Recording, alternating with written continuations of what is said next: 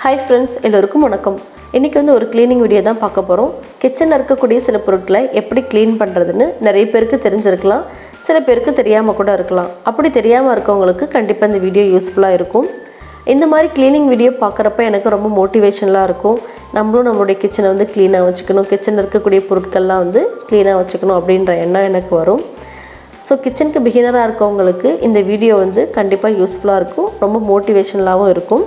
வாங்க நம்ம வீடியோக்குள்ளே போகலாம். வீடியோக்குள்ளே போகிறதுக்கு முன்னாடி நீங்கள் என்ன நம்ம சேனலை சப்ஸ்கிரைப் பண்ணாமல் பார்க்குறீங்கன்னா மறக்காமல் சப்ஸ்கிரைப் பண்ணிக்கோங்க, கூடவே இருக்க பெல் சிம்பிளை கிளிக் பண்ணிக்கோங்க. நம்மளோட சேனலில் பார்த்தீங்கன்னா நிறைய க்ளீனிங் டிப்ஸ் வீடியோ நான் போட்டிருக்கேன். வேணும்னா அதனோட லிங்க்கை வந்து நான் டிஸ்கிரிப்ஷனில் கொடுக்குறேன், நீங்கள் செக் பண்ணி பாருங்கள். எல்லாமே நம்ம வீட்டில் கிடைக்கக்கூடிய பொருளை வச்சு ஈஸியாக நம்ம எப்படி க்ளீன் பண்ணுறதுன்றதுக்கான ஐடியாலாம் நான் உங்களுக்கு சொல்லியிருப்பேன். வேணும்னா நீங்கள் அதை வந்து செக் பண்ணி பாருங்கள்.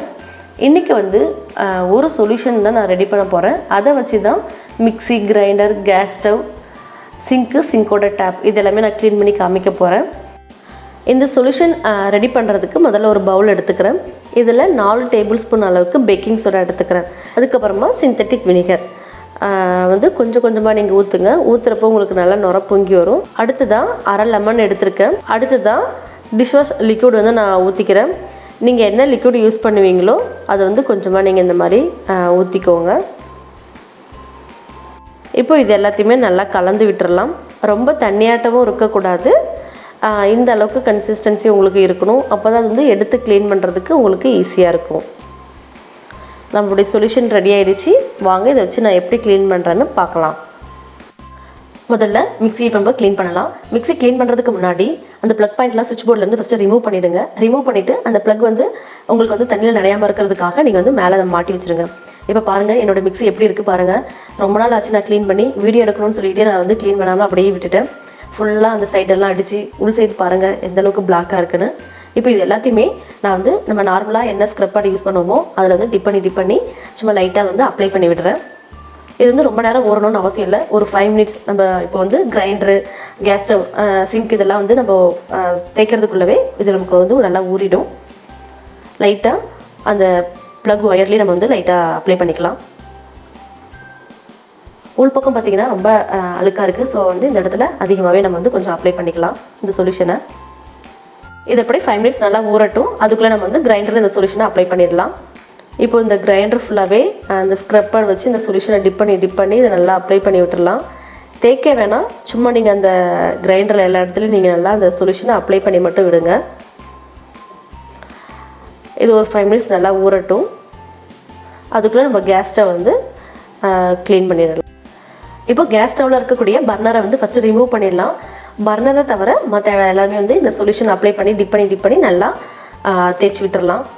இப்போது கேஸ் ஸ்டவ் ஃபுல்லாக நல்லா அப்ளை பண்ணி விட்டாச்சு. சைட்லேயும் பாருங்கள் ஆயிலெலாம் வந்து நல்லா சிந்திருக்கும். ஸோ சைட்லேயும் நம்ம வந்து நல்லா அப்ளை பண்ணி விட்டுடலாம்.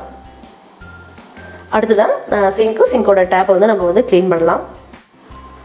சிங்கோட டேப் பார்த்திங்கன்னா நான் டெய்லியுமே நைட்டு வாஷ் பண்ணுற டைமில் டேப்பையும் நான் வந்து ஸ்க்ரப்பர் வச்சு நல்லா வாஷ் பண்ணிவிடுவேன். இப்போது வீடியோக்காகவே ஒரு 1 வீக்குக்கு மேலே ஆகுது வாஷ் பண்ணாமல் இருக்கிறதுனால பாருங்கள் ஃபுல்லாக உப்பு கரை படிஞ்சிருக்கு. இந்த உப்பு கரையை ரிமூவ் பண்ணுறதுக்கு வந்து லெமன் வந்து ரொம்ப யூஸ்ஃபுல்லாக இருக்கும். அதனால் நம்ம ஆல்ரெடி லெமன் புளிஞ்சோம் இல்லைங்களா, அந்த தோல் தான், அதை வச்சு தான் நான் ஃபஸ்ட்டு இந்த டேப் ஃபுல்லாக நான் தேய்ச்சி விட்டுக்கிறேன். அந்த பிசு தன்மை, உப்பு கரை இதெல்லாம் இருந்துச்சுன்னா ஈஸியாக வந்து அது ரிமூவ் ஆகிடும். அடுத்ததான் நம்ம எடுத்து வச்சிருக்க சொல்யூஷனில் ஸ்க்ரப்பர் வந்து நல்லா டிப் பண்ணி அந்த டேப் ஃபுல்லாக நல்லா அப்ளை பண்ணி விட்டுடலாம். அந்த டேப்போட ஜாயிண்ட்டில் பார்த்திங்கன்னா கொஞ்சம் அதிகமாகவே இருக்கும், கரை படிஞ்சிருக்கும். அந்த இடத்துல மட்டும் கொஞ்சம் அதிகமாக நீங்கள் வந்து இந்த சொல்யூஷனை அப்ளை பண்ணி விட்டுருங்க. சிங்க்கு பார்த்திங்கன்னா நான் டெய்லியுமே நான் வந்து வாஷ் பண்ணிவிடுவேன். அதனால் அந்தளவுக்கு எனக்கு சிங்கில் ரொம்ப அழுக்கு இருக்காது.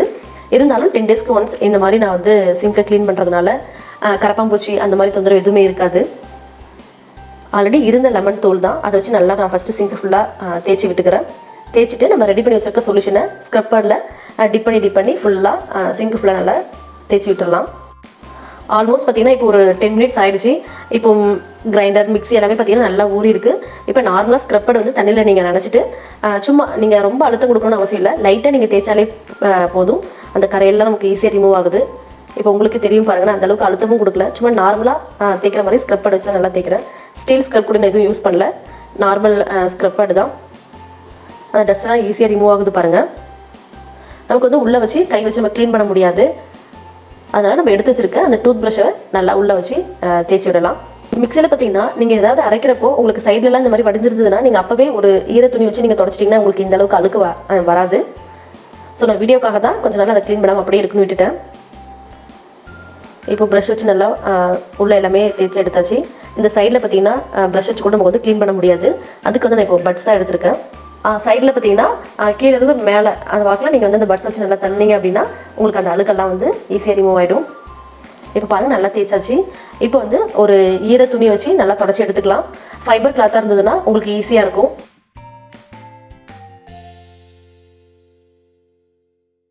அவ்வளோதான், நம்மளுடைய மிக்ஸி வந்து க்ளீன் பண்ணியாச்சு. எந்த அளவுக்கு புதுசு போல் இருக்குது பாருங்கள். அடுத்ததான் கிரைண்டரை க்ளீன் பண்ணிக்கலாம். கிரைண்டர் அப்படி தான் ஸ்க்ரப்பர் வச்சு லைட்டாக நான் தேய்ச்சி விட்டுட்ருக்கேன். ரொம்ப அழுத்தமும் கொடுக்கல. கிரைண்டரோட சென்டரில் பார்த்தீங்கன்னா அந்த இடத்துல மட்டும்தான் கொஞ்சம் பிளாக்காக இருக்குது. ஸோ ஸ்க்ரப்பர் வச்சு நல்லா தேய்க்கிறேன். அந்த தேய்க்க முடியாத இடத்துல இந்த மாதிரி டூத் ப்ரஷ் வச்சு நல்லா தேய்க்கிறப்பவே அந்த பிளாக்லாம் வந்து ஈஸியாக ரிமூவ் ஆகுது பாருங்கள், நல்லாவே தெரியுது. அவ்வளோதான், நம்மளுடைய கிரைண்டரை வந்து க்ளீன் பண்ணியாச்சு. எவ்வளோ புதுசு மாதிரி இருக்குது பாருங்கள்.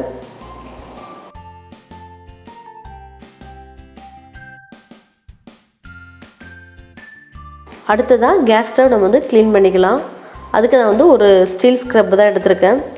இதை வச்சு க்ளீன் பண்ணோம் அப்படின்னா நமக்கு வந்து ஈஸியாக ரிமூவ் ஆகிடும். ஒரு வெட் கிளாத் எடுத்து நல்லா நான் வந்து தொடச்சி எடுத்துக்கிறேன். அடுப்பு சைட்லேயும் பார்த்தீங்கன்னா நல்லா தொடச்சிக்கிறேன். அவ்வளோதான், நம்மளுடைய கேஸ் ஸ்டவ் வந்து க்ளீனாக இருக்குது. அடுத்ததான் நம்ம டேப்பையும் சிங்க் எப்படி க்ளீன் பண்ணுறதுன்னு பார்க்கலாம். டேப்பை க்ளீன் பண்ணுறதுக்கு நான் ஸ்டீல் ஸ்க்ரப் தான் எடுத்திருக்கேன். நீங்கள் வந்து நார்மலாகவே பாத்திரம் தேய்க்கிறப்பவே டெய்லியுமே நீங்கள் இந்த டேப்பையும் நீங்கள் வாஷ் பண்ணிட்டீங்க அப்படின்னா உங்களுக்கு வந்து இந்த உப்பு கரை படியவே படியாது. சிங்க்கு ஃபுல்லாக நல்லா தேய்ச்சி விட்டாச்சு. இப்போது வந்து டேப்பையும் சிங்க்கையும் நம்ம வந்து வாஷ் பண்ணிக்கலாம். அவ்வளோதான், டேப் இப்போ வந்து நல்லா நான் வாஷ் பண்ணிட்டேன். சிங்கையும் நான் இப்போ வந்து தண்ணி ஊற்றி நல்லா வாஷ் பண்ணிக்கிறேன். டேப்பு சிங்க்கு ரெண்டுமே பாருங்கள் எவ்வளோ பளபளன்னு சூப்பராக இருக்குன்னு. நீங்கள் வந்து சிங்க்கை வாஷ் பண்ணிவிட்டு நல்லா வைப் பண்ணி விட்ருங்க. அப்போ தான் நமக்கு வந்து ஈஸியாக ட்ரை ஆகிடும். உங்களுக்கு இது வந்து கரப்பாம்பூச்சி தொல்லை இருக்காது. சிங்க்கில் வந்து மேக்ஸிமம் நீங்கள் வந்து பாத்திரம் சேர்ந்துச்சுன்னா அப்பப்போவே நீங்கள் வாஷ் பண்ணிவிடுங்க. சிங்க்கில் இருந்து ஸ்மெல் வராமல் இருக்கிறதுக்கு நீங்கள் வந்து கொஞ்சம் பேக்கிங் சோடா ஒரு டேபிள் ஸ்பூன் போட்டு தண்ணியை கொஞ்சம் லைட்டாக கை பொறுக்கிற அளவுக்கு சுடு தண்ணியை ஊற்றி விட்டுருங்க. அதுக்கப்புறம் 10 டேஸ்க்கு ஒன்ஸ் இந்த மாதிரி நீங்கள் க்ளீன் பண்ணுங்கள். கண்டிப்பாக உங்களுடைய சிங்க்லேருந்து எந்த ஒரு துர்நாற்றமும் வராது. நான் இப்படி தான் என்னோடய கிச்சனில் இருக்கக்கூடிய பொருட்களையும் நான் க்ளீன் பண்ணி மெயின்டைன் பண்ணிகிட்ருக்கேன். நம்மளோட சேனலில் பார்த்திங்கன்னா நிறைய க்ளீனிங் டிப்ஸ் வீடியோ வந்து ஃப்யூச்சர்லேயும் உங்களுக்கு வரும். ஆல்ரெடி நான் வீடியோ நிறைய போட்டிருக்கேன். நீங்கள் வேணால் ப்ளேலிஸ்ட்டில் செக் பண்ணி பாருங்கள். டிஸ்கிரிப்ஷனில் நான் லிங்க் கொடுக்குறேன். கண்டிப்பாக இந்த வீடியோ உங்களுக்கு யூஸ்ஃபுல்லாக இருக்கும்னு நினைக்கிறேன். இந்த வீடியோ உங்களுக்கு பிடிச்சிருந்தா வீடியோக்கு ஒரு லைக் கொடுங்க. நம்மளோட சேனலை மறக்காமல் சப்ஸ்கிரைப் பண்ணிக்கோங்க. இன்னொரு இன்ட்ரெஸ்டிங்கான வீடியோவில் உங்களை சந்திக்கிறேன் ஃப்ரெண்ட்ஸ். பாய், டேக் கேர்.